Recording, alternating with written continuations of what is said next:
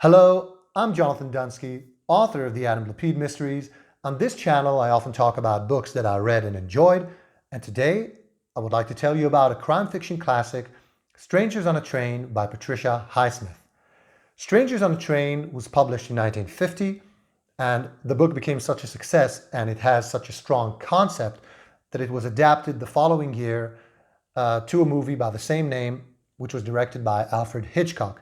And since then, the book has been adapted several times in film and TV and radio and stage, and it remains a well-known book in the crime fiction genre to this day. And the reason is that, apart from the good writing, is that the concept behind the book is so strong and special. So what is this concept? What's happening in Strangers on a Train? The book begins, well, as you can imagine, on a train. And on this train journey, two strangers meet. One of them is a man by the name of Guy Haynes, who is a successful architect and an altogether good guy. The other is a man by the name of Charles Bruno, who is this layabout psychopath. He's a man who is born to a rich family, but he's a man totally without morals. He has a very strange relationship with his mother. He sort of behaves like a small child around her. And both of these men, Guy Haynes and Charles Bruno, have people in their lives that they would prefer were out of them. For Charles Bruno, it is his father. He has a very overbearing father who has been habitually unfaithful to his wife, to Bruno's mother.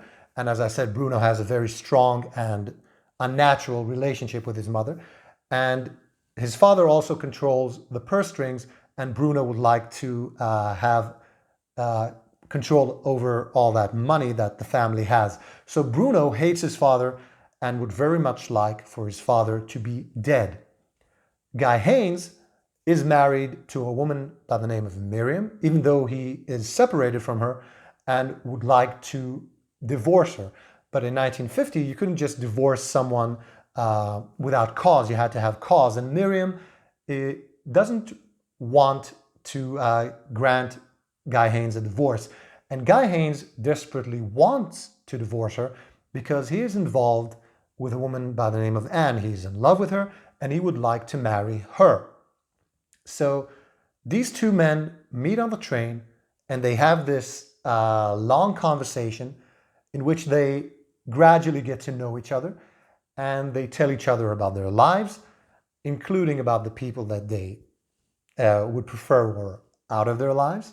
And at some point, Charles Bruno proposes an idea or raises an idea in which he says that wouldn't it be nice if, or wouldn't it be good if he and Guy could exchange murders? So Bruno says, for instance, let's say that I killed your wife and you killed my father. The police wouldn't have any idea where to look because there's no connection between the two of us. We are strangers.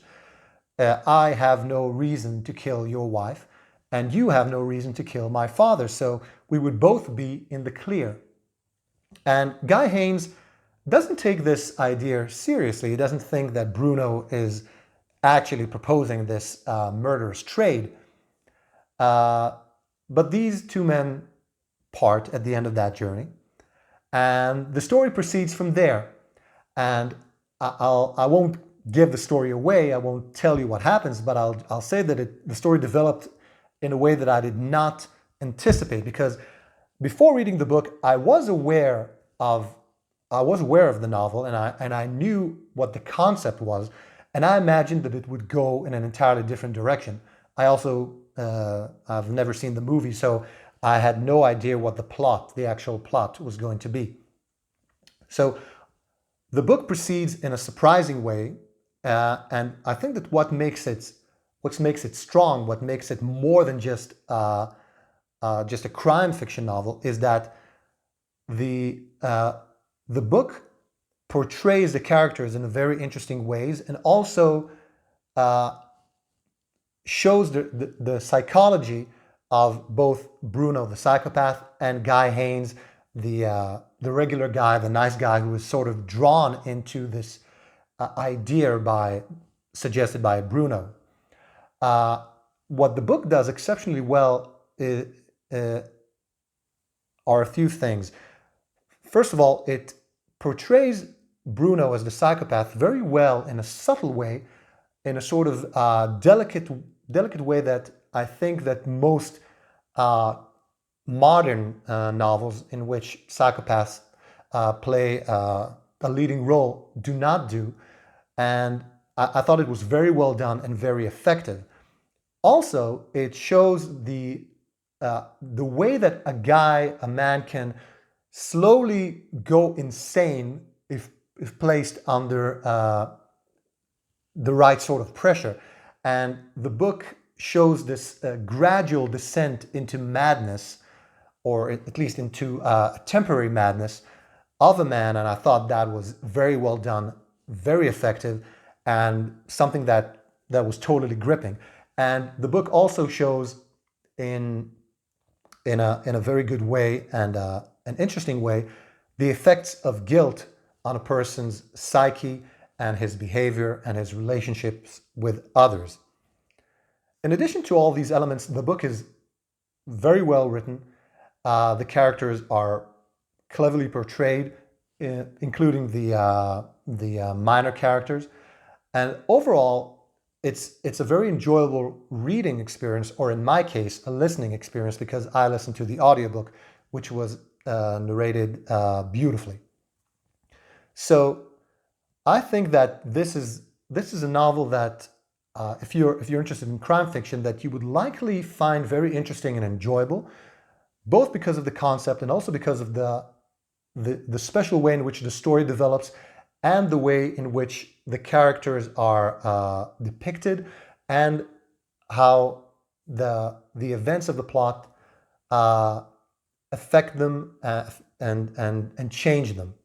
So this gets my recommendation. I think it's a terrific book. You can find links in the description below to where you can find a copy of the book or the audiobook.